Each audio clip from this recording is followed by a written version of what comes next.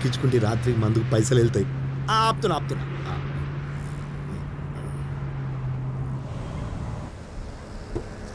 అన్న గీడి దాకా ఎక్కురు ఎక్కురు.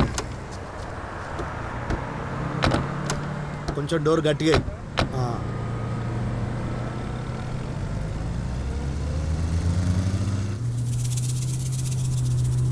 ఏమన్నా మస్తు పరిశాలలు ఉన్నారు, ఏడికెళ్ళి వస్తారు? దొంగతనం చేసి వస్తాం. ఏ ఉండన్నా ఈరోజు నాతో అందరు మస్తు జోకులు చెప్తారు. మజాక్ మజాక్ రజాక్ రజాక్. నీతో మజాక్ చేస్తే మాకేం వస్తుంది కానీ ముందు చూసినాడు. సరే అన్న. నా షాప్లో పైసలు పోయినాయంటే సూరి నన్ను తిడతాడు. వాళ్ళ సంగతి నేను చూసుకుంటాను కానీ మీరు ఇంకో 10 తీసుకోపోండి. అన్నకేం చెప్పంలే సేటో. అరే చింటూ, ఏ ఆపాప ఆపుతున్నా ఆపుతున్నా. రే ఇక్కడ దిగేద్దాం. అరే తొందరగా అన్న, పోలీసు వాడు ఫోటోలు కొడుతుండు. అరే ఆగన్నా ఇస్తున్నాం.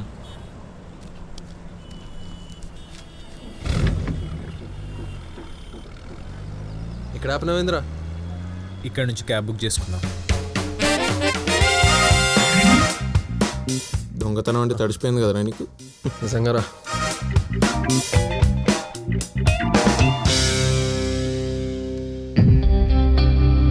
రే ఏంద్రా ఇది? నేను మన బ్యాగే తెచ్చిండ్రా. పక్కనుంటే మన బ్యాగే అనుకున్నారా?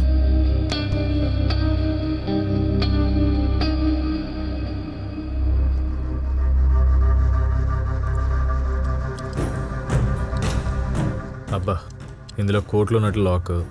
అది లైట్ తీసుకొని మన బ్యాగ్ ఓపెన్ చేయి. ఆడికే వస్తున్నా.